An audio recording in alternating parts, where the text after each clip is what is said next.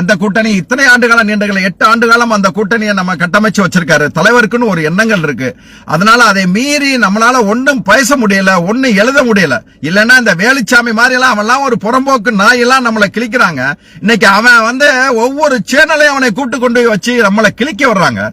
தலைவர் கலைஞர் ஈழத்தமிழர் பிரச்சனை உச்சகட்டத்தில் இருக்க போகும்போது அவங்க அந்த ராணுவத்தை நடவடிக்கையில இருந்து வாபஸ் வாங்கன்னு சொல்லிட்டு தலைவர் மெரினால ஒரு உண்ணாவிரதம் இருந்தாருங்க. அந்த உண்ணாவிரத்துல பின்னால வச்சிருந்த அந்த ஏர்கூலரை கிண்டல் பண்றாங்க அந்த வேலுச்சாமி. ஏண்டா வேலுச்சாமி, நீ ஒரிஜினல் காங்கிரஸ்காரனாடா வேலுச்சாமி? நீ சுப்பிரமணிய சாமி அல்லக்கையா இல்லையா? நீ ஏண்டா நாயே, இன்னைக்கு ராஜீவ் காந்தி கொலைக்கு காரணம் யாராருன்னு நீ பட்டியல் போட்டு சுப்பிரமணிய சாமி இதுன்னு சொல்லிட்டு நீ தாண்டா சொன்ன. உனக்கு அந்த இது தெரியுமாடா? நீலாம் காங்கிரஸ்காரனாடா? நாம் தமிழர்காரன் நாம் தமிழர் சாட்டை துரைமுருகன் போய் ஸ்ரீபெரும்புதூர்ல போய் ராஜீவ் காந்தி கல்லறைக்கு முன்னால் நின்று நாங்க தாண்டா கொண்டோம்னு டயலாக் விட்டனா, அப்பெல்லாம் இதுக்காகடா போன நீ? எங்கே போன நீ வெளிச்சாமி? அவன் பேசுறான்டா, ராஜீவ் காந்தி கல்லறையில நின்னுட்டு நாங்க தாண்டா கொண்டோன்னு சொன்னானே, அப்பெல்லாம் எதுக்கு போன?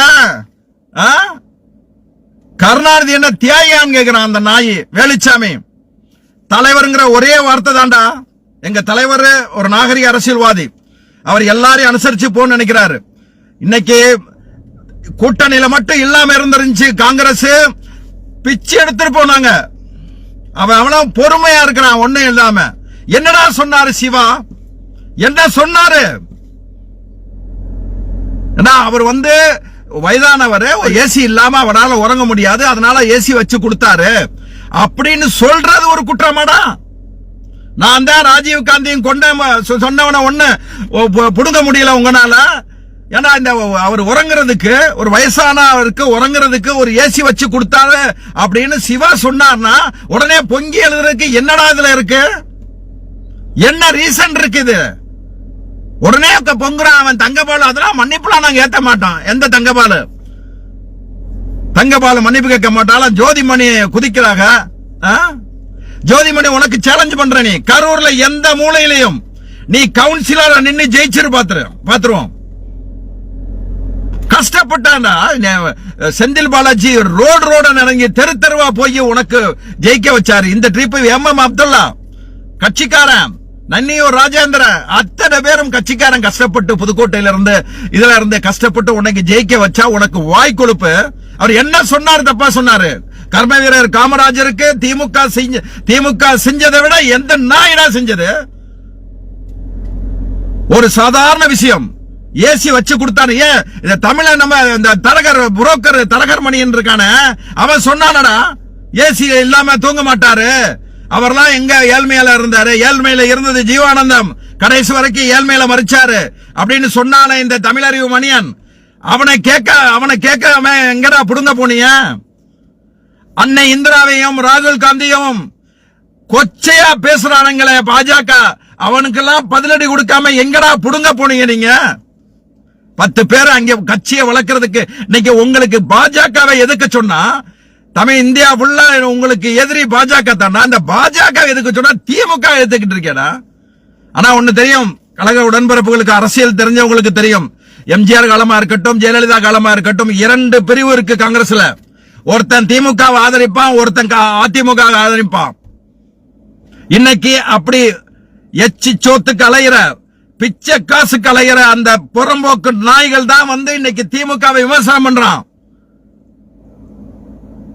ஒருவேளை காமராஜர் அவரை இழிவுபடுத்தி பேசிட்டாரு, ஒருமையில பேசிட்டாரு, அசிங்கமா பேசிட்டாருன்னா இன்னைக்கு திருச்சி சிவாவையே கண்டிச்சு எழுதுற அளவுக்கு தைரியமும் தெம்பும் உள்ள கட்சிக்காரன்டா நாங்க. ஒண்ணுமே சொல்லாத ஒரு விஷயத்துக்கு ஒரு பிச்சைக்கார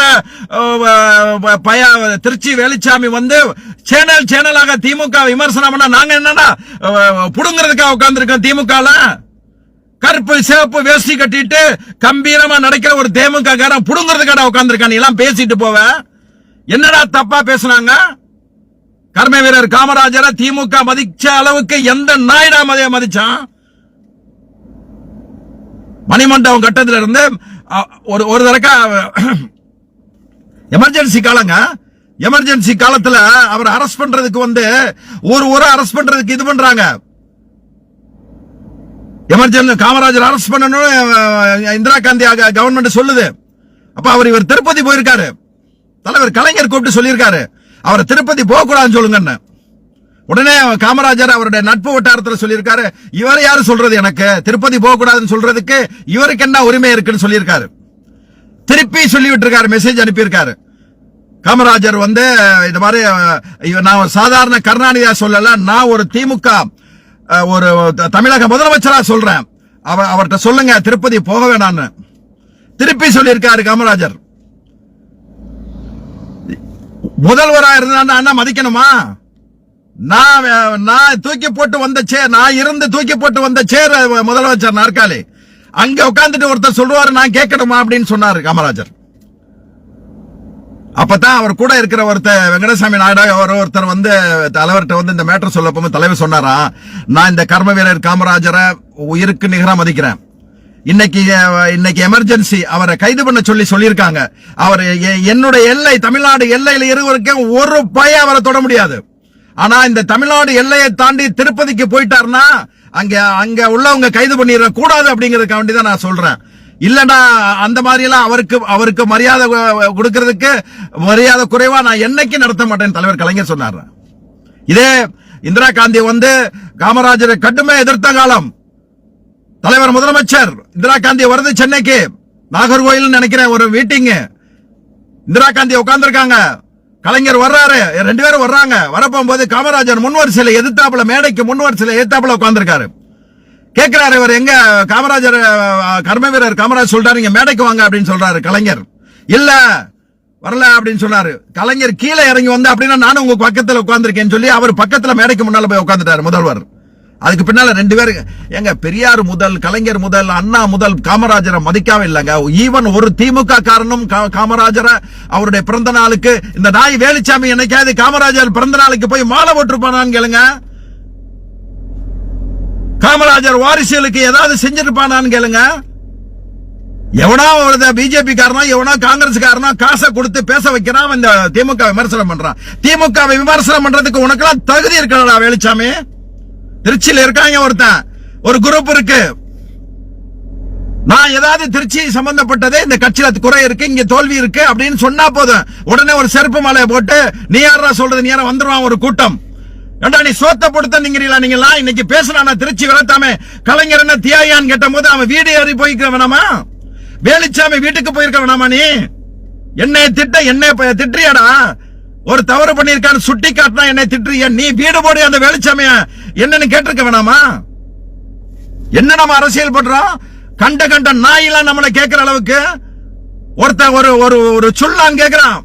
ஜோதிமணி நீ கவுன்சிலர் நின்னு பாருன்னா ஒரு சுல்லா கேட்கிறான். டே ஜெயராமன் கேட்கிறான் காங்கிரஸ்ல இருந்து. காங்கிரஸ் அவன் ஃபேக் ஐடியான்னு தெரியல, காங்கிரசுக்கு பதில் கொடுக்க தெரியாம இல்ல. இன்னைக்கு சொல்றேன், கன்னியாகுமரியை தவிர எங்கேயும் காங்கிரஸ் இல்லாம நம்மளால ஜெயிக்க முடியும். அவன் கேட்கிறான வேலுச்சாமி தனிச்சு நின்று ஜெயிக்க முடியுமான்னு. வேலுச்சாமி நான் உனக்கு சேலஞ்ச் பண்றேன்டா, நீ ஒரு அகில இந்திய காங்கிரஸ், தமிழ்நாட்டை ஆண்ட காங்கிரஸ் எங்கேயாவது தனிச்சு நின்று ஒரு டெபாசிட் வாங்க முடியுமா பாரு, ஈவன் கன்னியாகுமரியிலே கூட. அதெல்லாம் அந்த காலம் போச்சு. நீ கட்சி வளர்க்கறதுக்கு எந்த காங்கிரஸ்கார இது பண்ணா? நாங்க இன்னும் அன்னை சோனியா காந்திக்கு மரியாதை கொடுக்கிறோம், இன்னும் ராகுல் காந்திக்கு மரியாதை கொடுக்கிறோம். அகில இந்திய அளவுள்ள இந்தியா கூட்டணி வச்சுட்டு அகில இந்திய அளவுள்ள காங்கிரசுக்கு ஒரு விசுவாசமுள்ள கூட்டணி திமுக கூட்டணி மட்டும்தான்டா வேலுச்சாமி. நீ எல்லாம் எங்களை விமர்சனம் பண்ற. ஆதன் டிவில இருந்து ஒவ்வொரு டிவியா போய் கருணாநிதிக்கு இல்லடா, தலைவர் கலைஞருக்கு இல்ல, தலைவர் கலைஞருடைய தொண்டை செருப்புக்காக மாட்டடா நீ. அவன் கால் ரோமத்துக்கு இல்ல, அவன் ஜட்டிக்கு உள்ள இருக்கு பத்தியா ரோமன், அதுக்கு ஈக்குவல் இல்லடா நாய. நீலாம் திமுக விமர்சனம் பண்ற. தலைவர் கலைஞருக்காண்டி பொறுத்துக்கிட்டு இருக்கோம். காங்கிரசுக்கு எங்களுக்கு கூட்டணியா இருக்கு. காங்கிரஸ் நாங்க விமர்சனம் பண்ணல. காமராஜர் திருச்சி சிவா என்ன அரசியல் வரலாறு தெரியாதாடா? அவர் சொன்ன ஒரு சாதாரண விஷயத்தை அவரை இவ்வளவு கொச்சையாவா இது பண்றது? அவர் ஏதோ ஒரு பழைய போட்டோவெல்லாம் போட்டு அவ்வளவு கீழ்த்தரமா விமர்சனம் பண்றது. எங்களுக்கு திருச்சி சிவா மேல தனிப்பட்ட, என்ன போன்றவனுக்கு தனிப்பட்ட ஒரு மன வருத்தம் இருக்கு. திருச்சி சிவா இந்த இயக்கத்துக்கு என்ன பேச்சை தவிர இந்த கட்சிக்காரனுக்கு என்ன செஞ்சிருக்காருங்கிற ஒரு வேதனை இருக்கு. அவர் கூட பயணிச்சவங்களுக்கு என்ன செஞ்சாரு, கொள்கை பரப்பு செயலாளர் இருந்து பேச்சாளருக்கு என்ன செஞ்சாரு, அதெல்லாம் ஒரு கேள்வி இருக்கு. அதெல்லாம் இருக்கு, அது எங்களுக்குள்ளது. ஆனா எங்க துணை பொதுச் செயலாளர் கழகத்தின் மூத்த முன்னாடியே ஒருத்தங்க அசிங்கமா பேசுறான் காங்கிரஸ்காரன். என்னடா அவர் தப்பா பேசிட்டாரு? உன் வீட்டுக்காரன உன் வீட்டை தப்பா பேசினாரா? கர்ம வீரர் காமராஜரை தனிப்பட்டு ஏதாவது பேசினாரா? தலைவர் கலைஞர் ஏசி வச்சு கொடுத்தாரா? அவர் ஏசி இல்லாம உறங்க முடியாது அப்படின்னு சொன்னது தப்பாடா? வரலாறு பூரா மாத்தீங்க. இவங்க இருக்காங்க பாத்தீங்களா, திமுக சாமானியனுடைய கட்சிங்க. நீங்க காங்கிரஸ் சொல்றாங்கல்ல சாமானியன் சாமானியன் ஏழை ஒண்ணுமே இல்லாம இருந்தான்னு. நீங்க கடந்த கால அரசியல் தலைவர் கலைஞர் குளித்தலையில நிக்கிறதுக்கு முன்னால இருந்த காங்கிரஸ் பூரா பெரும் பண்ணையாருங்க. அவ்வளவு வேற அவன்லாம் ஏழ்மையா வாழ்ந்தவன். அவன்லாம் காங்கிரஸ்காரன்லாம் இந்த திராவிட முன்னேற்ற கழகம் ஒண்ணு இல்லைன்னா இந்த தாழ்த்தப்பட்டவரும் மிக பிற்படுத்தப்பட்டவரும் மிக பிற்படுத்தப்பட்டவர்களும் இந்த நிலைக்கு வந்திருக்க முடியுமா? எங்க இன்னைக்கு பண்ணையாரெல்லாம் இருக்காங்க. எல்லா பண்ணையாரையும் ஓரங்கட்டி இன்னைக்கு சாமானியனும் ஒரு உயர்ந்த இடத்துக்கு வர்றதுக்கு காரணம் திமுக இல்லையா? இன்னைக்கு கக்கனைத்தான் சொல்றாங்க. கக்கன் ஏழை கக்கன் சாமானியன் கக்கன் அப்படின்னு தான் வரலாற்றை சொல்றாங்க. ஆனா சாதிக் பாட்சான்னு ஒருத்தர் இருந்தாரு, உடுமலை பாட்டை சாதிக் பாட்சா, கழக பொருளாளர். கடைசி வரைக்கும் எப்படி செத்தாருன்னு எவனுக்காவது தெரியுமாடா? ஒரு சாதாரண கட்சி கொடுத்த அம்பாசிடரோட வாழ்ந்தாரு. அவர் தான் ஏழ்மையின் சிகரம். கக்கன் தான் இருக்கிற வரைக்கும் இந்த பிள்ளைகள IAS அது இதுன்னு ஆக்கி இன்னைக்கு பெரிய அளவுல இருக்காங்க. அந்த பிள்ளைங்க எல்லாம் கஷ்டப்பட்டாங்களாம். வரலாறு சொல்றாங்க. எங்க தலைவர் ரொம்ப டீசென்டான ஒரு அரசியல்வாதி. அதனால அவர் சில விஷயங்களை கூட்டணிக்குன்னு ஒரு தர்மம் இருக்கு, பேசாதீங்க, நம்ம கூட்டணியை பிரிக்கிறதுக்கு பல சக்தி முயற்சி பண்ணது, அதனால பேசாம இருங்க, பேசாம இருக்கும். நாங்க விமர்சனம் பண்றது காங்கிரஸ் இல்ல, நாம விமர்சனம் பண்றது ராகுல் காந்தி இல்ல, நான் விமர்சனம் பண்றது வேலுச்சாமி என்கிற ஒரு புறம்போக்கு பயலத்தான். காசு கொடுத்தா குலைக்கிற அந்த நாயை மட்டும்தான். ஜோதிமணி, உனக்கு என்ன பிரச்சனை? உனக்கு காங்கிரஸ் மேலிடத்துல உனக்கு நல்ல செல்வாக்கு இருக்கு, ராகுல் காந்தி செல்வா இருக்கு. காமராஜரை பத்தி என்ன சிவா பேசினாரு? கொதிக்கிற பெரிய இடமா இது? உனக்கு நான் சேலஞ்ச் பண்றேன். நீ கவுன்சிலரா கரூர்ல ஒரு கவுன்சிலர் நின்னு ஜெயிச்சிட்டேன்னு வச்சுக்க, அரசியல் நான் பேச மாட்டேன் இனிமே. எவ்வளவுங்க பொறுமையா இருக்கிறது? சமூக வலையில தொடர்ந்தா காங்கிரஸ்கார அவ்வளவு கீழ்த்தரமா பேசுறாங்க. ஏன்னா அவங்க எல்லாம் இந்த அதிமுக காரணம் பாஜக காரணம் காசை கொடுத்து எழுதுறா. நீங்க உங்களை மாதிரி பிச்சை காசு வாங்கி வேலுச்சாமி மாதிரி பிச்சை காசு வாங்கிக்கிட்டு டிபேட்ல பேசுற ஆளு கிடையாது. நாங்க சொந்த காசுல காசை வளர்த்து கட்சியை வளர்க்கிறவங்கடா நாங்க. உனக்கெல்லாம் செருப்படி கொடுக்க இந்தியா முழுவதும் உலகம் முழுக்கும் தமிழர் காத்திருக்கான். திமுக காரன் தலைவர் ஏதாவது பேசிடக்கூடாது, தலைவர் ஏதாவது சங்கடப்படுத்திடக்கூடாது அப்படிங்கிற ஒரே காரணத்துல தான் வேலுச்சாமி மாதிரி விட்டுக்கிட்டு இருக்கோம். 35 ஆண்டு கால திமுகவா இருந்து நான் ஒரு விஷயங்கள் சொல்றாங்க.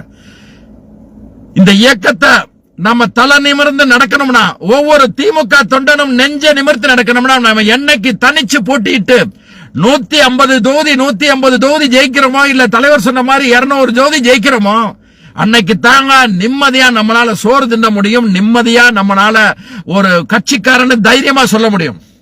நாய் நரியெல்லாம் சொல்றேன், நாங்க இல்லன்னா நீங்க ஜெயிச்சிருவீங்களோ, நீங்க இல்லன்னா நாங்க ஜெயிச்சிருவா. என்னடா சொல்றீங்க?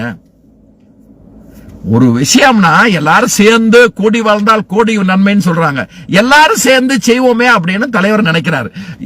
சேர்ந்து போட்டிட்டா உங்களுக்கு ஒரு 4 எம்எல்ஏ, உங்களுக்கு ஒரு 5 எம்எல்ஏ, இப்படிலாம் இருக்கு, சேர்ந்து செய்வோம் அப்படின்னு தலைவர் சொல்றாரு. நீ முதலமைச்சருக்காக தகுதியோ இல்ல மந்திரியார தெரியுமா, நீ குறைஞ்சபட்சம் ஒரு 25 சீட்டாவது ஜெயிக்கணும்ல.